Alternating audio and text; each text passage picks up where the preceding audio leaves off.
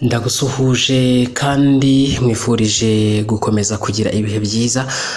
Ni inkuru iteye ubwoba cyane mu karere ka Kamonyi mu ntara y'Amajyepfo hatoraguwe umurambo w'umuntu utazwi.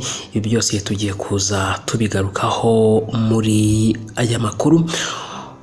Ubuyobozi bw'umurenge wa Runda buvuga ko bwatoye umurambo w'umugabo utazwi uri mu kigero cy'imyaka 30, bugakeka ko yazize abagizi ba nabi. Niba ari ubwa mbere ugeze ku muyoboro wacu, reba neza ku ijambo subscribe, like na comment, ubundi tujye dukomeza kugenda tubana mu nkuru zacu tubagezaho umunsi ku wundi.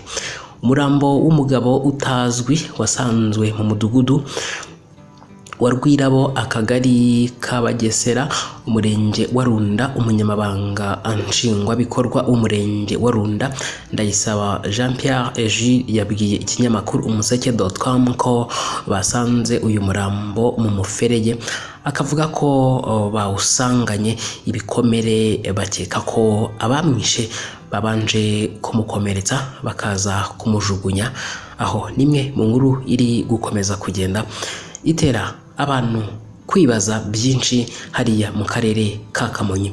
Gitifu Ndayisaba avuga ko bakimara kubona uyu murambo bahamagaje abaturage kugira ngo barebe niba bamuzi, akavuga ko abahageze bose bahakanye, bavuga ko batamuzi. Ati umurambo w'uyu mugabo twawutoraguye mu gitondo kandi ntabwo twabashije kuwumenya. Gitifu avuga ko biyambaje inzego z'umutekano n'ubugenzacyaha zijyana uwo murambo mu bitaro bya Kacyiru i Kigali kugira ngo hafatwe ibipimo bya gihanga, bityo habashe kumenyekana icyo yazize ndetse n'imyirondoro ye.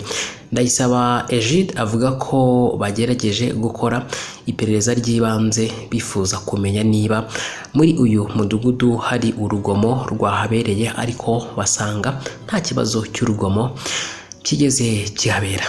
Nagushimiye kandi mwifurije gukomeza kugira ibihe byiza. Gitifu Ndayisaba avuga ko kandi bategereje ibizava mu iperereza.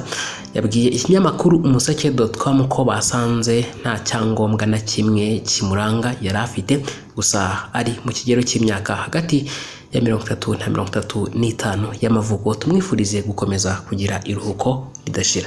Byari ibyo, dusubire mu biganiro byacu biri imbere.